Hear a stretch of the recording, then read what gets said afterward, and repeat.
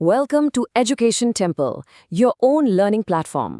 आज का session the age of industrialisation का पार्ट 5 बहुत इंटरेस्टिंग होने वाला है।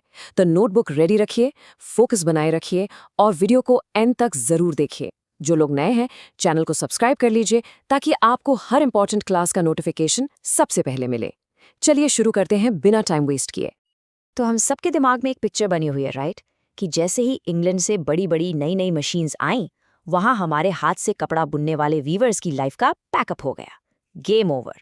ऐसा ही सोचते हैं ना कि फैक्ट्रीज आईं और वीवर्स की कहानी का दी एंड हो गया। पर क्या सच में स्टोरी इतनी सिंपल थी?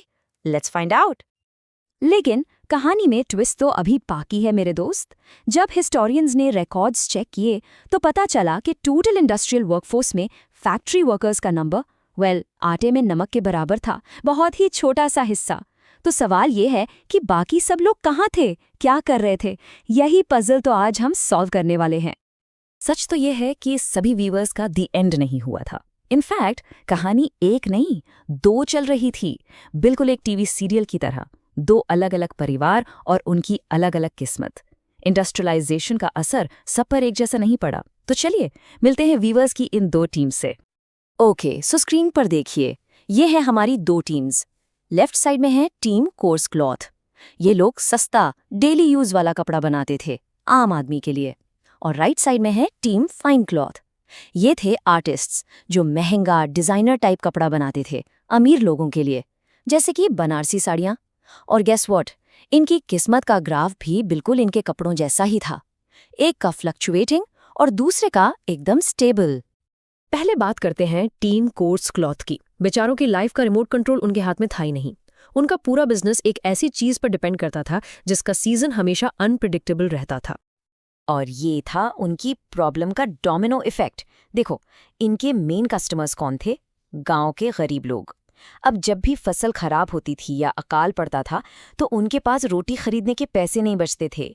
सिंपल सी बात है, जिसके पेट में चूहे रेस लगा रहे हों वो नए कपड़े पहन के फैशन शो तो नहीं करेगा ना। इसलिए इन वीवर्स का बिजनेस एकदम से ठप हो जाता था। Market crash. अब चैनल चेंज करते हैं और चलते हैं दूसरी तरफ, जहां सब कुछ ऑल इज वेल था। ये थी हमारी टीम फाइन क्लॉथ। इनकी सिचुएशन बिल्कुल अलग थी, क्योंकि इनके कस्टमर्स आम आदमी नहीं, सोसाइटी के वीआईपीज थे। अमीर लोगों का फंडा ही अलग था। उनका अपना टाइम आएगा नहीं, अपना टाइम हमेशा चलता है वाला सीन था। देश में अकाल हो या कुछ भी हो, उनकी शादियां, उनकी पार्टियां नहीं रुकती थी।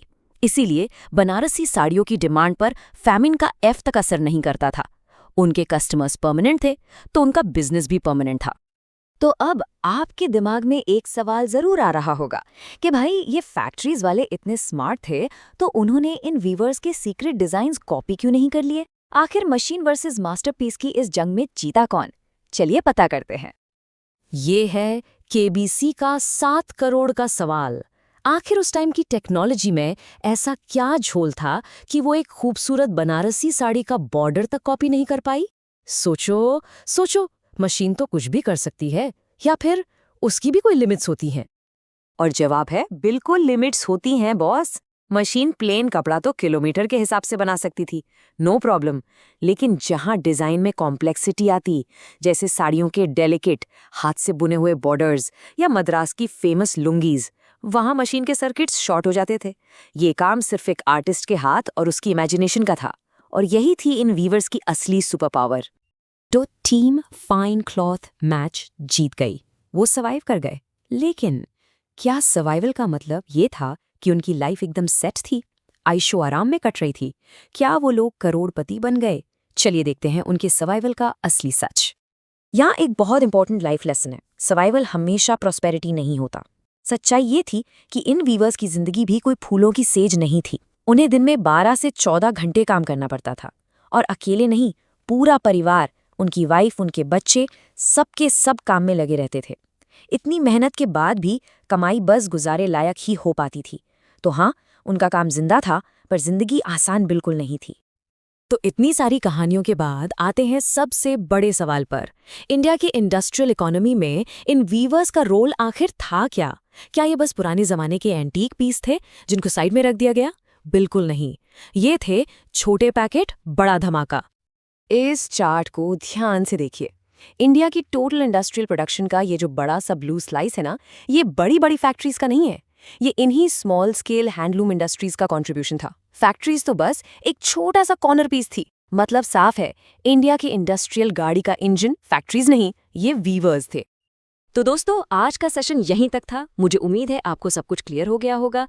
अगर वीडियो पसंद आया हो तो लाइक, शेयर और सब्सक्राइब जरूर कीजिए। आपका एक क्लिक हमें और बेहतर कंटेंट लाने के लिए मोटिवेट करता है। मिलते हैं नेक्स्ट क्लास में एक नए कॉन्सेप्ट के साथ। तब तक के लिए keep learning, keep growing and stay positive. अगर आपको ये वीडियो हेल्पफुल लगा हो तो लाइक, शेयर और सब्सक्राइब करना ना भूलें और कमेंट करके जरूर बताएं आपको नेक्स्ट कौन सा चैप्टर चाहिए। मैं मिलता हूं आपसे नेक्स्ट पार्ट में। तब तक के लिए keep learning with education temple.